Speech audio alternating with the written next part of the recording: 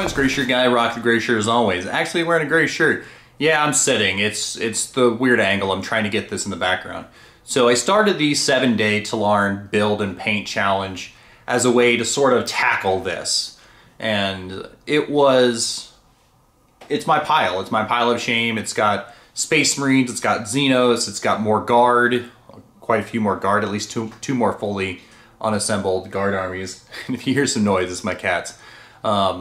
And I just kind of wanted to see if I could do it, see if I could do 2,000 points of Guard, well, at least any army really, build and paint 2,000 points, and I already had a bunch of armies assembled, so I was like, well, let's see if there's an army that I haven't assembled yet, because I wanted to kind of throw that in there, because I could probably have painted an entire Space Marine army in 7 days.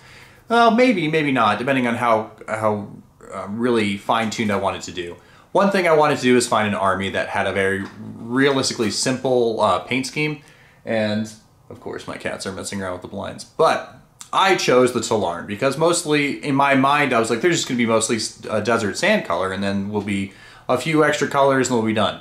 But as it turns out, as I was painting the army, it changed significantly. I ended up color coding the squads, making all their turbans different colors, blue, yellow, and red, and then purple for the platoon commander. And I really enjoyed it, but I wanted to try to, one, shorten this pile down a little bit, and two, I wanted to just get another army painted. And so of the two armies, well, of the three armies now that I have fully painted, I have my Blood Angels that I painted probably around 2018, 2019 time frame is when I finished the Blood Angels up. And then I have the Catachans, which I finished painting up earlier this year. And then I have the Tallarn now, which I would say are done. Well, air quotes done. I still have all the vehicles to really finish because I got to do the gun barrels, the accessories, and do the pin washing, and then do some weathering, and then a little bit of dry brushing, and then we'll be able to get them all done. I did finish the Manticore today because I wanted the Manticore's missile pod to be in a fixed position, but I wanted to get some washing underneath it, and so we did the Manticore first because it was the only real piece that had a lot of gluing issues I wanted to do before. But yeah, I was able to build the entire army, paint the entire army, and assemble it in under 7 days. Well, I would say in 7 days because I did finish it. It was a 6.5 because I did finish the tank tracks about halfway through the last day. I at least finished gluing them on. And so you could say that these are now table tournament ready because of the amount of colors and at least they're built. But then again, you'd have to find a tournament that would let you play with third-party models, which I don't know. I've never been to a tournament. And if the third-party models is an issue where someone's like, oh, you can't play with these, well, then I just won't play with them. And most of the time, I play by myself anyways. That's, it might sound weird that I play by myself. It's mostly just because I like doing the stop motion, and I did the first stop motion battle report, which is, if you look on my channel, it's the Blood Angels versus Catachans, and I want to do more of that, but I want more painted armies to do that. And so that's kind of why I painted the Tallarn. One, I wanted an artillery unit. Two, I think the color scheme was swift enough for me to do in a week, and I really wanted to get it all painted up and looking nice.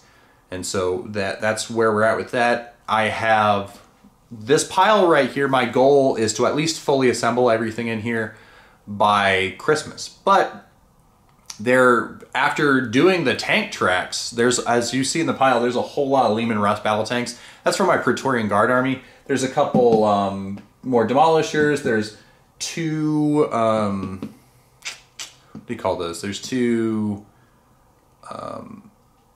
Bane Blades stuck in here somewhere. And so there's a few armies, Imperial Guard armies at least, that have tank tracks that I have to, like, well, if I build the army, I kind of want to make sure the tank tracks aren't glued on, and so it's just more organization of the bits. So I might end up, when I do those, I might end up just doing, just like I did with the Tallarn, I might end up just doing the Praetorian Guard all as one, just to kind of make it a little bit easier. And but I have Cadians that I haven't finished for a long time, and I really should work on the Cadians. But I have Sisters of Battle, which I kind of pushed aside. I really should work on those too because some of their bits are in my painting room just sitting on the top shelf. And I have the Fallen. I'm still assembling them, and so that's one of the things that we're going to be working on next. But that's not. I'm wasting too much time on this. Let's turn the camera around and let's get some nice close-up shots of the Tallarn.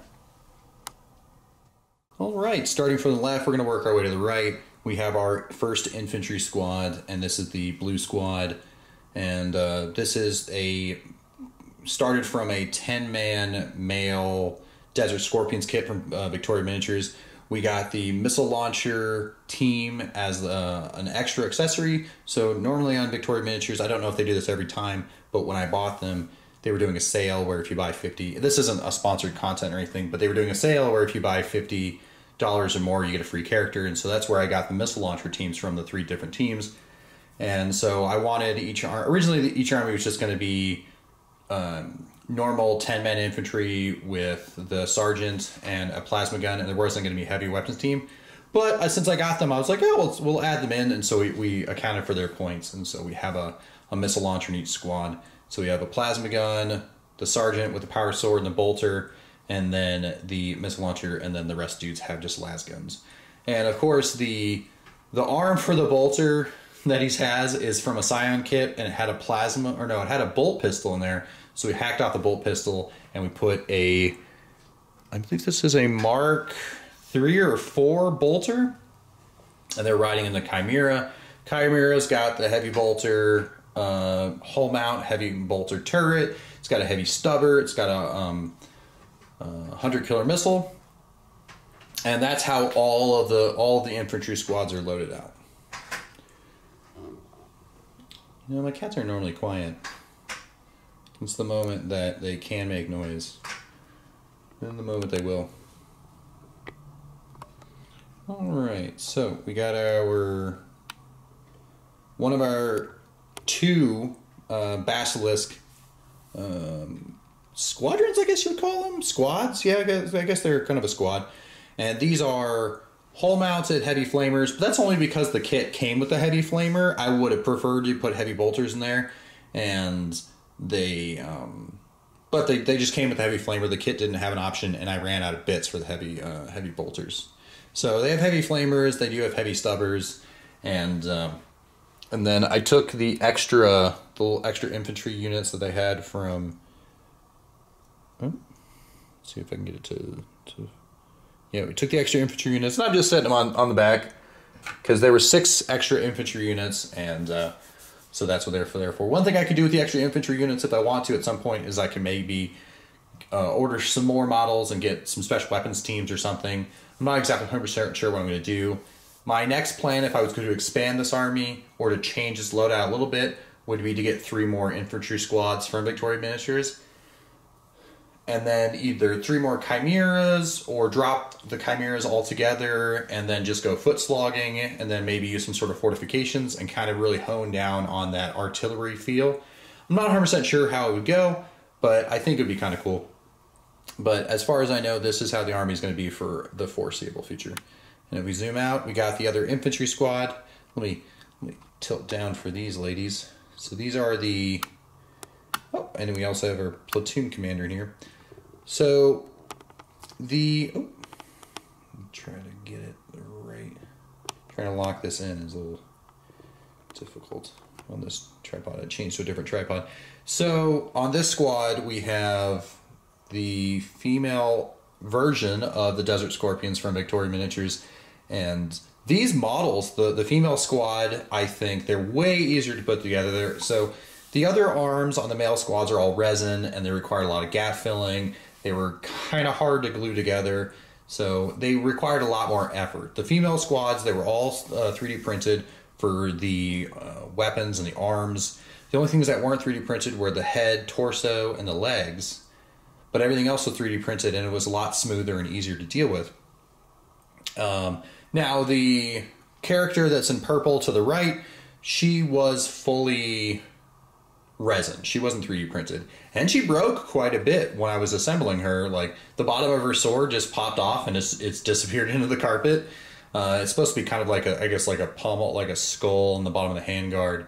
And where her plasma pistol sticks, it snapped off, but it glued right back on, so that was fine. But we have just another Chimera and just another infantry squad. And it's a female squad, and but the missile launchers, they only come in male as far as I could tell, at least when I bought them. And so, you know, mixed squad, I guess.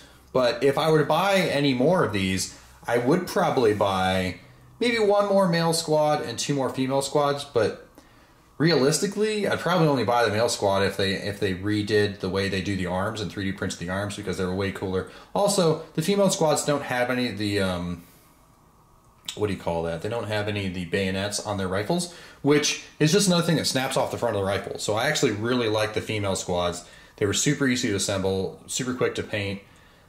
One thing I didn't like about it is that the male sergeant sprue comes with a power sword in the right hand, or their version of the bolt gun in the right hand, and I wanted them both, one in the left, one in the right, but the female squad doesn't come with a bolt gun at all. It comes with either the plasma pistol, or I think it comes with a las pistol, something that looks like a las pistol, but it doesn't come with any way to put a bolt gun on her arm. And the female models are a bit smaller, so they don't fit other bits very well. My only recommendation would be to add an option for like a bolt gun to the female sprue for Victoria Miniatures. But aside from that, I mean, a plasma pistol's fine. I'm going to run the platoon command, or the platoon commander with this squad. So we have two plasma pistols, and one plasma gun, and one missile launcher. And so that's what I'm going to be doing. All right, let's see if we can get a bunch of these guys. All right, there we go. Take this down. Okay, so in here we have the 2nd Basilisk squadron. So in total we have 6 Basilisks in the army, and they're loaded out all the same. And then we have our first of 2 tank commanders. They have the Demolisher cannon, they have sponson melta guns, and they have a hull-mounted heavy bolter. They have a heavy stubber on the turret, and the rider who's sitting in the top, she is also from Victoria Miniatures, and I have 2 of them, and I think I think it's going to be a good model. I really, really wish I would have used a black primer, as I've mentioned before, because there is some significant dusting, especially on this model, from the bad humidity and how it interacted with the tan primer that I originally used. So only black primer from now on, because even if it's humid or hot here, black seems to go on relatively flat, and it doesn't powder up as quickly. I really wish I would have done that, because kind of looking at her, it upsets me a little bit when I go to paint her. Hopefully I can clean it up with a little bit of washing and at least make her look somewhat presentable from a distance, but up close she's not really pretty, and that's just something that I have to learn. But moving on over to the right, we have the last little bit of the army. We have another infantry squad. These one's in red. It's one of the male squads, and I took the sword arm that's red in his hand. I took that model from it was just a leftover bit, my bits box, from a Catachan Sergeant sprue, I think would be what you would call it. It's a pretty decent sword. See if I can just turn him a little bit. Yeah. And so I think it turned out all right. And once again, it's one of the where it's got kind of his bolt gun is on his right hand. And I wish there was options for one right, one left, but it's just a stylized thing. And then we have our Manticore in the back, and our Manticore is fully painted. And after I finish talking about for a second, I'll bring the Manticore in closer, and we'll be able to take a nicer look at it. I'll put it on the 3D spindle, and that'll finish up the video. And we have our 2nd tank commander, same load as the 1st tank commander. This one's missing the driver because I wanted to finish painting the model before I super glued the driver in, but the driver model's already painted. So this is the army. Let me zoom out. And yeah, so this is I think I named it like the 389th Tallarn Infantry or Artillery Regiment. Apologies for the shake. And yeah, so let me go get the little turntable. We'll put the Manticore on there, and you'll be able to see what the vehicles will look like, or roughly what they'll look like when they're fully painted. So let me be back. All right, here we have the Manticore, and it's pretty much done as far as what I want to do with it. I could do some additional highlights to kind of pick out the lenses and so forth, but I feel like it looks decent enough. I did mostly just a wash. The whole back muscle compartment was washed a little heavier than everything else, but I picked out all the rivet points and then all the connecting lines, and I didn't do the lamps or the lenses as detailed as I could, but for what it's going to be, I think it looks just fine. One thing I find funny is you can't put a heavy stubber doesn't normally come with this kit, and so I put it on the front where it is at this moment, but it kept snapping off. So right where the heavy stubber is connected right here, I had to put like a pin. I had to drill a hole in the bottom of the stubber, and then I had to drill a hole in the hull and use some super glue and put them together. And so, yeah, this is basically what the rest of the vehicles are going to look like when they're fully painted. And hope you really enjoyed the series. Someone was asking me what I am going to do next, and I'll probably do a mock battle between the Tallarn and the Tallarn. But I'm not exactly sure how that's going to go, if it's going to be stop motion or if I'm just going to do it for fun and maybe just post some pictures up. But I'm not sure what video-wise is going to end up on my channel. But anyways, hope you guys enjoyed, and what do you want me to do next? You know what? I'm going to leave it up to me, because the last time I asked what everyone said such as a battle, and although it was fun to start it, I haven't gotten around to finishing it because it was just really daunting. And so I think after this, I'm going to obviously work on finishing the tanks up in the next couple days or weeks. But I'm going to take it easy, because painting basically focusing on this for 12 hours a day for 7 days has been a lot. Not stressful, but has just been a lot of my focus, and I kind of want to watch some movies or play some video games. And I gotta go to the store here in a little bit and pick some stuff up. But anyways, hope you've enjoyed. See you around later.